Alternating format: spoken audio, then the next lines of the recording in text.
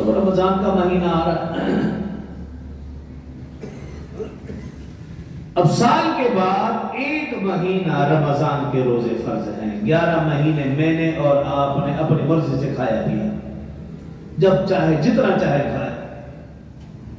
اب ایک مہینہ اللہ کا حکم ہماری طرف متوجہ ہے کہ صبح صادق سے لے کر غروب آفتاب تک کھانے پینے سے مباشرت سے رک جاؤ۔ اب جو ایمان والا ہے وہ تو سمجھتا ہے کہ اللہ کا حکم ہے یا ایھا الذین آمنوا کتب علیکم الصیام، کہ ایمان والوں کے اوپر روزے فرض ہیں، تو ایمان والا کو یہ سمجھ جائے گا بھی اللہ کا حکم ہے، بات ختم، چوچرا نہیں۔ تو آج بھی کچھ بے ایمان ایسے ہیں وہ یہ سمجھتے ہیں کہ ہمارے بھوکے پیاسے رہنے سے اللہ کو کیا حاصل ہوگا۔ ایسے ہیں بدبخت، جیسے کچھ لوگ زکوٰۃ کے انکاری تھے اور ہیں، اسی طرح روزے کا بھی منکر ہے۔ زکوٰۃ کے منکرین بھی آج ہیں تو روزے کے بھی منکرین آج بھی ہیں اور قیامت تک رہیں گے۔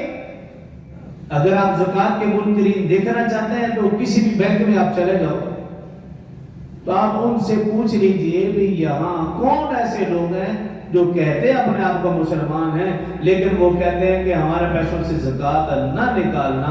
آپ کو اندازہ ہو جائے گا یہ کون بے ایمان۔ باقاعدہ انہوں نے لکھوا رکھا ہے کہ ہمارے پیسے تو موجود ہیں، کہتے بھی اپنے آپ کو مسلمان ہیں، لیکن وہاں جا کر لکھوا دیتے ہیں کہ ہم سنی نہیں ہیں لہذا ہمارے پیسوں سے زکوٰۃ نہ نکالنا۔ آپ سمجھ جائیں، لکھوایا وہ انہوں نے، کس بھی بینک والے کو پتہ چلے جائے کہ ہم سنی نہیں ہیں، ہمارے پیسوں سے زکوٰۃ نہ نکالیے، وہ لوگ منکرین زکوٰۃ ہیں۔ اسی طرح روزوں کی بھی منکرین ہیں، وہ پھر یہ بکواس کرتے ہیں تو یہ بھوکے پیاسے رہنے سے اللہ کو کیا ہوگا، اللہ کو کچھ نہیں۔ جس ذات نے ہماری یہ باڈی بنائی ہے وہ بہتر سمجھتا ہے کہ تمہارے لیے کیا بہتر ہے۔ ایک مہینے کی میری اور آپ کے جسم کی ٹیوننگ کروائیں گے تو 11 مہینے سکھ، اگر ایک مہینے میں نے اور آپ نے اپنے جسم کی ٹیوننگ نہ کروائی تو پھر سمجھ لیں کہ بیماریاں۔ تو ایمان والا ہیلا بہانہ نہیں چلتا، سمجھتا اللہ کا حکم، بات ختم۔ جب میں کام پہ جاتا ہوں میرا کام مشکل ہے، کئی ایسے مزدور دیکھیں مزدوری بھی کرتے ہیں، ساتھ روزہ بھی رکھا ہو، سخت گرمیوں میں، یعنی کہ میں جانتا ہوں کو اچھی طرح، اور حیران ہوتا تھا کہ ہم لوگ مزدوری نہیں کرتے لیکن پھر بھی پریشان ہو جاتے ہیں، لیکن مزدور طبقہ جس میں کچھ بعض ایسے ہوتے ہیں مزدوری بھی کر روزہ بھی رکھا ہو، نمازیں بھی پڑھ رہے ساتھ ساتھ۔ تو عام آدمی جو کہیں فیکٹری میں کہیں دکان پہ ہے اور اپنے کام کاج میں اگر وہ ہیلا بہانہ بنا کر روزہ چھوڑ دیتا ہے اور پھر وہ یقین کر رکھتا ہے کہ جب میں رزق حلال کما رہا ہوں، رزق حلال نہیں ہے، رزق حرام ہے۔ رزق حلال اسے کہتے ہیں جو اللہ کے حکم کے مطابق کمایا جا رہا ہے، نماز پڑھ کے کمایا جا رہا ہے۔ اگر کوئی شخص نماز پڑھے بغیر رزق حلال کما رہا ہے تو وہ مت سمجھے رزق حلال، اللہ کی نافرمانی کر کے کون سا رزق حلال کما رہا ہے۔ روزہ کا اللہ کا حکم ہے، اگر اللہ کے حکم کو پورا کرتے ہوئے رزق حلال کما رہے ہو تو یہ عین عبادت ہے، اور اللہ کے حکم کو چھوڑ کر رزق حلال کما رہے تو وہ رزق حلال وہ حرام ہے۔ تو ایک مہینہ روزے کا حکم اللہ کی طرف، اللہ کا حکم ہماری طرف متوجہ ہو رہا ہے۔ ایمان والے تو ہیلا بہانہ نہیں کریں گے، بے ایمان ہے وہ ہیلا بہانہ کرے گا، اور اگر کوئی بیمار ہے وہ یہ سمجھتا ہے کہ میری بیماری میں اضافہ ہو جائے گا، خدا کی قسم ایسا نہیں ہے، تو روزے کی برکت سے تم ٹھیک ہو جاؤ گے۔ ہمت کر کے دیکھو، ہو سکتا ہے اس بیماری کا علاج اللہ نے اس رمضان میں رکھا ہو، ان روزوں میں رکھا ہو، تو نہیں کرنے میں کیا حرج ہے۔ ہاں اگر روزے کی حالت میں اگر انسان قبول ہو جائے تو اس سے بڑی شہادت اور کیا ہوگا، اس سے بڑی اور موت اور کیا ہوگی۔ مجھے تو ہمارا نمازی وقاص بھائی یاد آ گیا، اس موقع پر پچھلے رمضان میں ہمارے ساتھ تھا، اور اب رمضان آ رہا، جمعے کا دن ہے، روزے کی حالت میں اس دنیا سے رخصت ہوا، اس سے بڑی زبردست اور بات کی میں اسے کہتا ہوں یہ جنتی روح تھی۔ تو اسی طرح پھر تراویحوں کا بھی حکم ہماری طرف متوجہ ہو رہا ہے، جس طرح روزے کا حکم ہے، روزے کی قبولیت کے لیے تراویح شرط ہے۔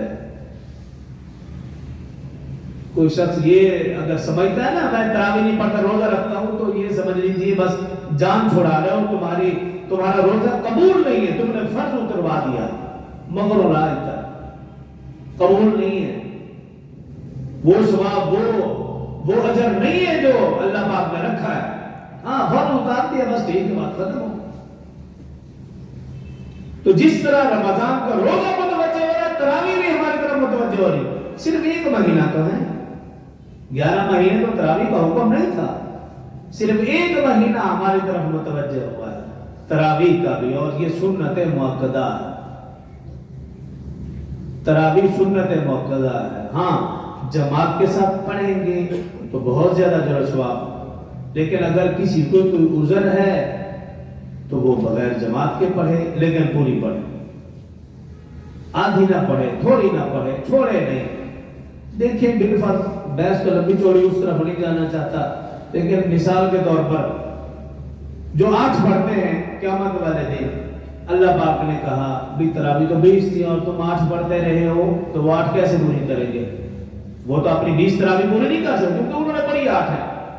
ایک آدمی نے 20 تراویح پڑھی ہیں، قیامت والے دن اللہ فرماتے بھی تراویح تو 8 تھی اور تم 20 پڑھتے رہے ہو، تو پھر کیا ہوگا؟ وہ 8 قبول ہو جائیں گے، باقی نفل زبان۔ لیکن جس نے پڑھی 8 ہے وہ 20 کیسے پوری کرے گا؟ دلائل تو دونوں کے پاس موجود ہے۔ ہاں جو یہ سمجھتے ہیں تراویح 8 ہیں، وہ 8 رکعت میں تراویح کی نیت کر لے، باقی میں نفل کی نیت کر لے، پڑھے تو 20۔ بلکہ ہمیں تو یہ چاہیے کہ ہم زیادہ اہتمام کریں، نفل نماز کا اہتمام کریں۔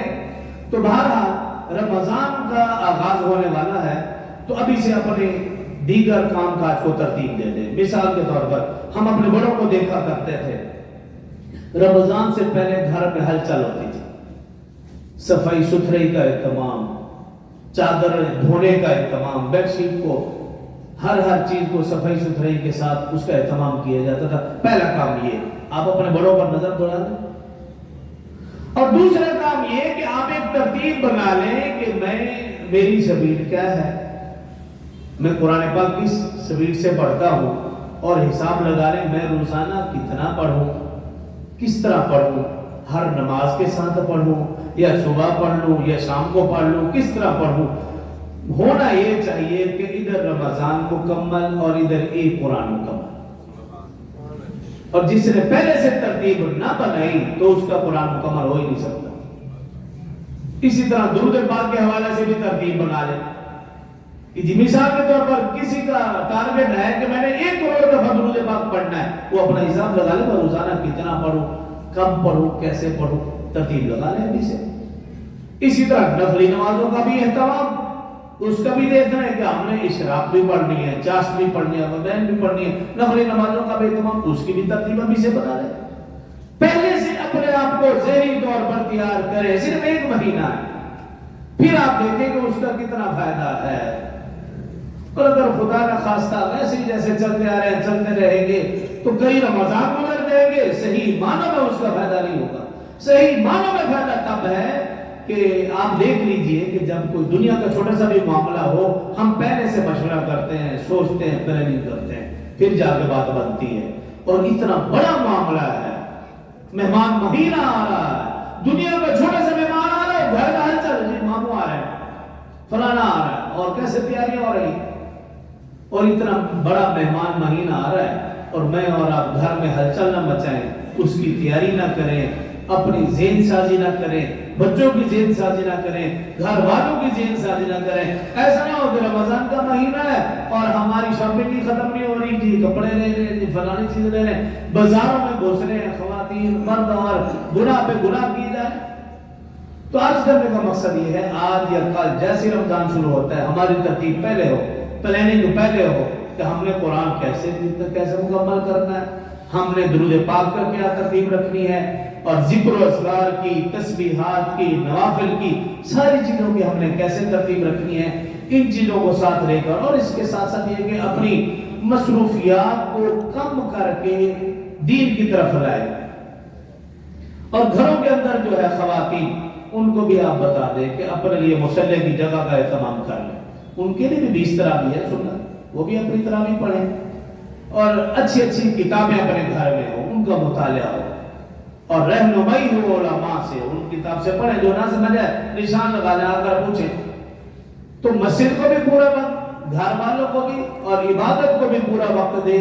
اگر ایک مہینہ دنیاوی طور پر اپنی مصروفیت کم کر لیں گے، انشاءاللہ اس مہینے کی برکت سے 11 مہینوں میں اللہ ایسی برکت دیں گے کہ دنیا میں بھی اللہ نواز دیں گے، آخرت میں بھی اللہ نواز دیں گے۔ جو کہا سنا، اللہ سمجھے نرمل کی توفیق دے۔